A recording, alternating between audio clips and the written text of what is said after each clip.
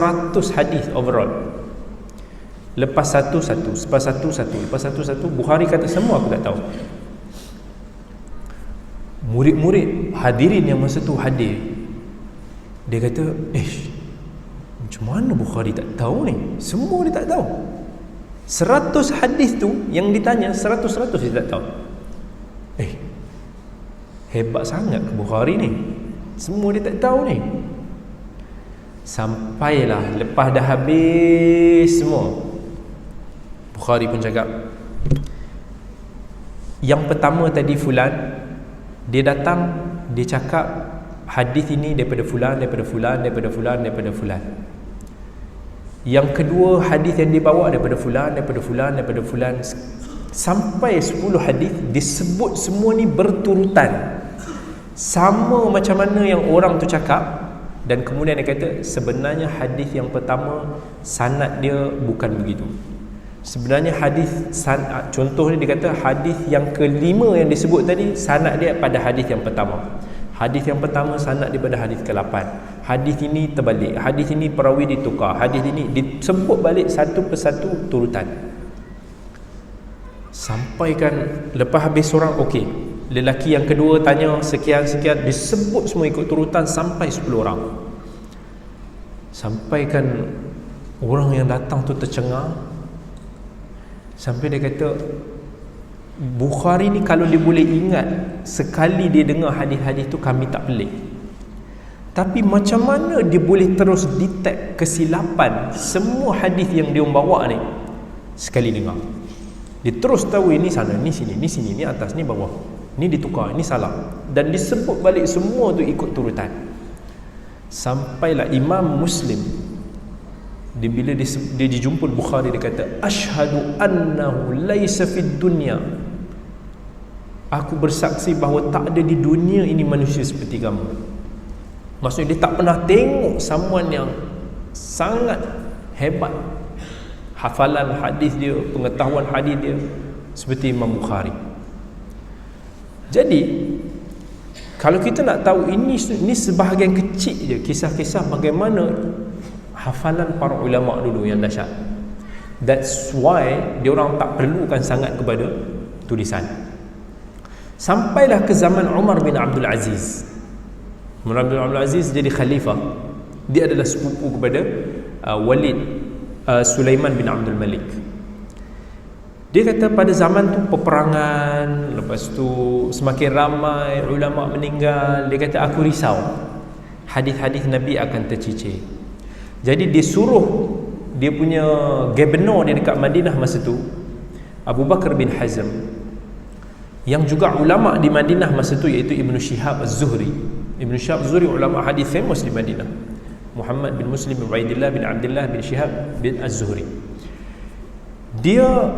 Dia kata, apa sahaja hadis yang ada pada kamu, yang kamu hafal, tulis.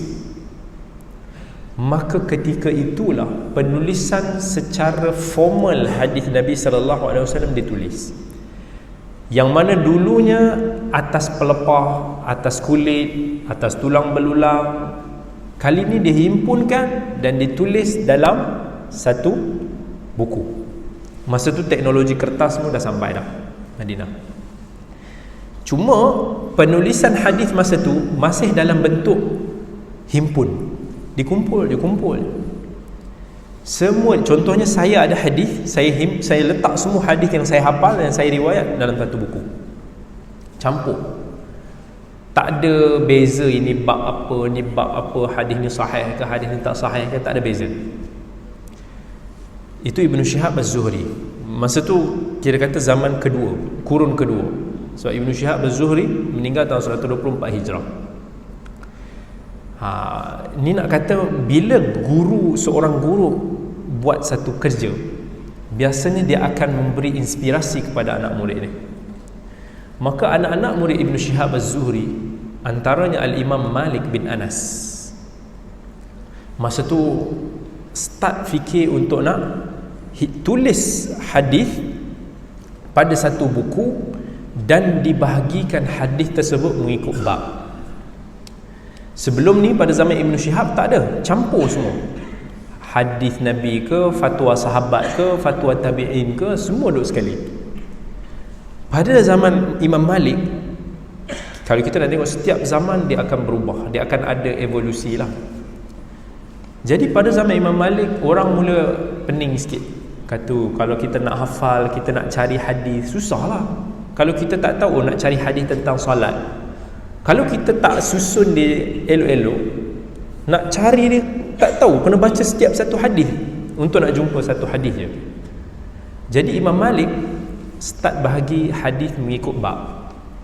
Dia pun okey, hadis dalam solat, hadis dalam zakat, hadis dalam haji, dibahagi-bahagi bab macam tu. Tetapi pada zaman Imam Malik, dicampur lagi hadis Nabi ke, fatwa sahabat ke, fatwa tabi'in ke, masuk. Apa-apa je dalam bab solat, semua salat masuk sini. Hadis Nabi, fatwa sahabat, fatwa tabi'in, semua satu tempat. Hadis berkaitan puasa pun sama. Dan pada masa tu ramai lagi para ulama sebenarnya masa tu dah start tulis. Sufyan Ats-Tsauri meninggal tahun 161 Hijrah. Dia ada kitab hadis nama dia Jami' Ats-Tsauri. Ibnu Abi Dhi'b yang meninggal sekitar tahun 159 Hijrah pun menulis juga kitab dinamakan Muwatta juga. Ma'mar bin Rashid di Yaman meninggal tahun 153 Hijrah pun ada kitab hadis di pada masa itu.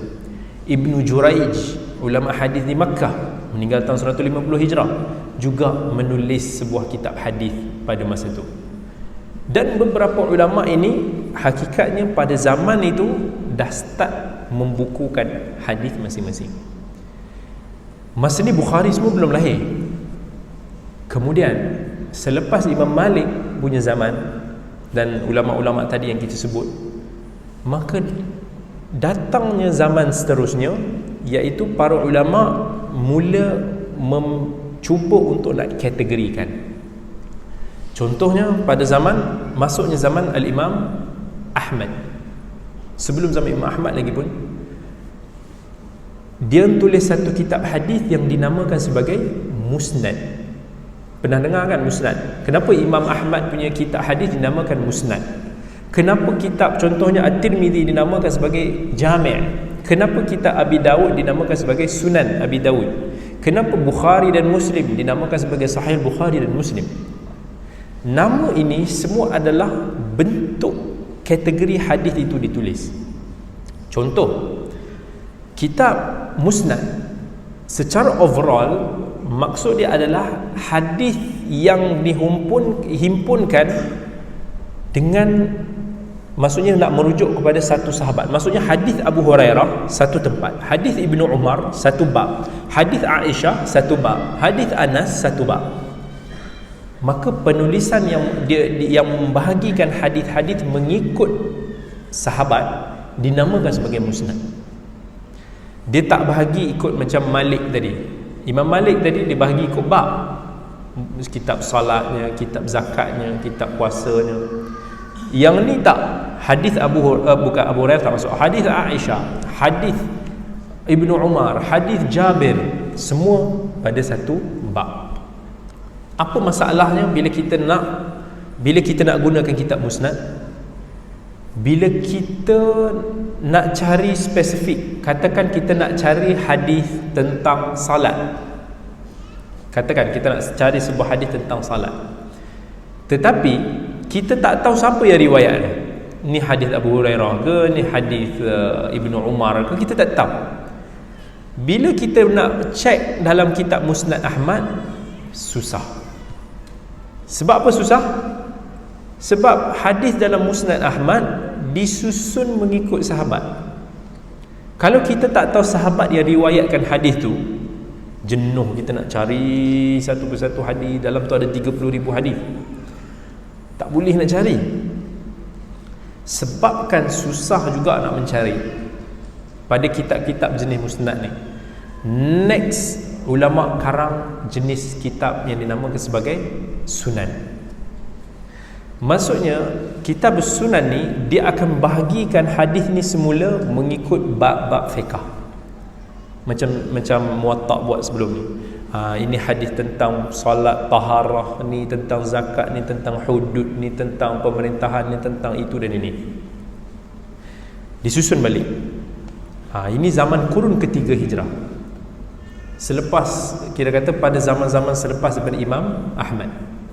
Sebab tu kalau kita tengok Abu Dawud meninggal tahun 275 hijrah, Al-Imam At-Tirmidzi rahimahullah meninggal tahun 279 hijrah, Al-Imam An-Nasa'i rahimahullah meninggal tahun 303 hijrah.